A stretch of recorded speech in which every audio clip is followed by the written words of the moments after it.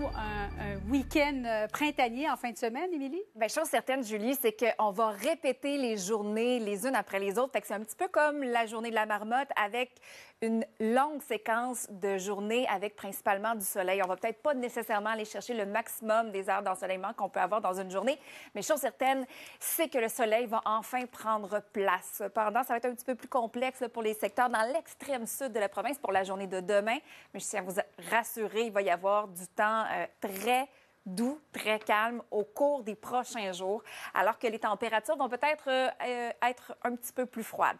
Donc, cette nuit, c'est froid pour l'est du Québec, refroidissement ressenti à près de moins 25 cette nuit pour ce qui est de cette île.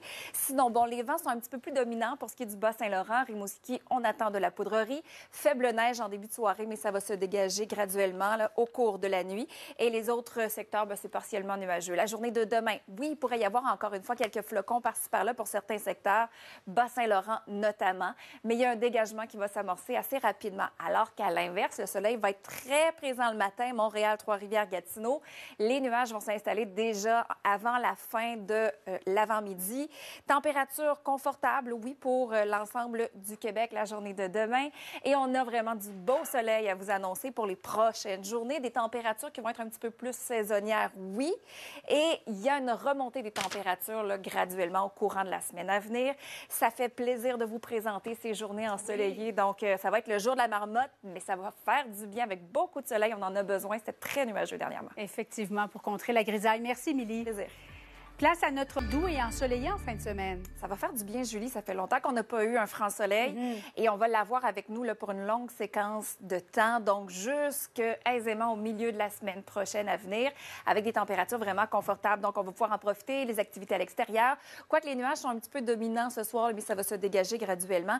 Et c'est intéressant de savoir que le soleil se couche de plus en plus tard. On en a besoin. Donc, on a gagné 1 minute depuis hier à Montréal, 2 minutes depuis hier à Québec. Vous êtes à moins 4 degrés.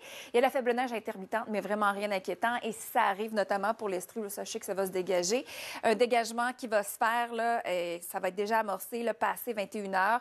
Des températures qui sont dans les normales de saison, avec un refroidissement éolien, mais vraiment rien d'inquiétant. Pour la journée de demain, principalement du soleil le matin, mais en fin d'avant-midi, ça va devenir un petit peu plus nuageux. Pour les secteurs de Montréal, Mont-Tremblant, Joliette, Trois-Rivières, alternance de soleil et de nuages prévue pour le centre du Québec, l'Estrie, ça va rester comme ça. Un peu plus ensoleillé pour la journée de dimanche, donc on va conclure la fin de semaine avec un franc soleil et les prochaines journées seront encore plus belles avec des températures qui seront changeantes et on va revenir justement avec des températures un peu plus confortables pour la journée de mercredi. Ça pourrait peut-être s'étirer jusqu'à jeudi matin, mais là, on verra dans le temps. Sachez que les journées vont être, et les nuits vont être un petit peu plus froides. Là, dans la nuit de dimanche à lundi, ce serait la nuit la plus froide au cours des prochaines journées. Donc, c'est à surveiller avec un refroidissement éolien qui pourrait être un petit peu plus mordant là, pour les secteurs, même dans le sud de la province. Et la région de Québec aussi, là, vous aurez droit à une bonne portion de soleil. Ça va faire du bien. C'est le temps de sortir, faire des activités à l'extérieur. La fin de semaine est à nos portes, alors profitez-en bien. Merci, Émilie. Plaisir.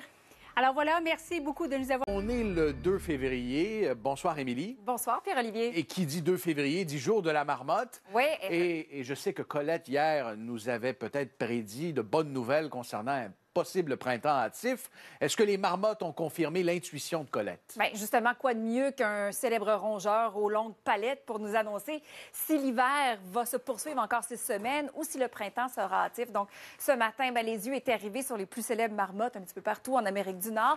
Et elles sont majoritaires, je vous dirais, là, 5 principales marmottes qui ont prédit un printemps hâtif. Non seulement, mais celle qu'on a en Gaspésie à Val-Espoir, c'est Fred qui a prédit un printemps hâtif. Alors, on avait Fred dans la petite cabane. On l'a sorti devant des dizaines de citoyens qui étaient rassemblés pour l'occasion. Oui, tout à fait. Et bon, elle n'a pas vu son ombre. Alors, heureusement, printemps hâtif, c'est la même chose pour Phil en Pennsylvanie, Sam en Nouvelle-Écosse, Chuck à New York et Willie en Ontario. Je vous rappelle que c'est une tradition folklorique, oui, il faut le rappeler.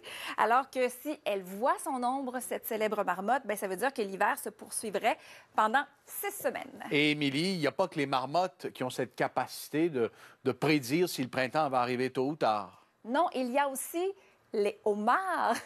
Les En homards? Nouvelle-Écosse, il y a Lucie, le homard qui, avec ses yeux, qui a une vision à 180 degrés, a réussi, elle, à voir son ombre avec son joli chapeau jaune. Je ne sais pas si on a des images pour vous la montrer. Ah, on me dit qu'on n'est pas en mesure de la voir, mais savez-vous malheureusement... quoi, Émilie, au retour, un petit peu plus tard, avec vos prévisions météo, on aura des images de Lucie le homard qui a prédit un printemps hâtif. Non, qui a prédit un hiver qui va durer Un hiver qui va durer longtemps. Oui, Il y a un débat entre marmotte et homard. Merci, Émilie. Plaisir.